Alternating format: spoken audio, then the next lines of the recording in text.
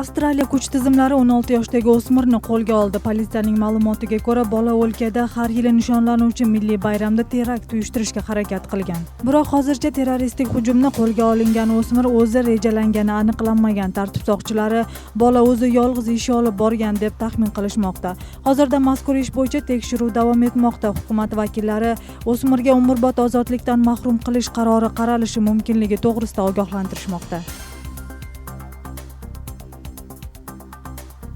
Moldova poytaxti Kishinyovdagi tartibsizliklarda 10 dan ortiq tartib soqchisi jarohat olgan. Bu haqda o'lkaning kuch tizimlaridan xabarlashdi.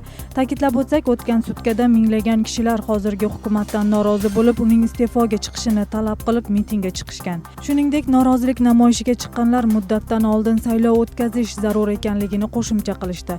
Eslatib o'tsak, so'nggi 1 yil oralig'ida Moldovada 6 marta premyer ministr almashgan.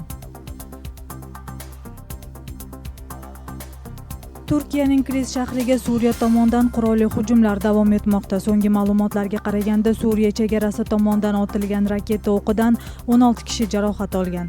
Ularning orasidan 6 nafari suriyalik qochqinlar. Turkiya qurolli kuchlarining ma'lumotiga ko'ra, snaryad qo'shni o'lkaning Islom davlati jangarilar guruhi nazorat qilayotgan hududdan otilmoqda.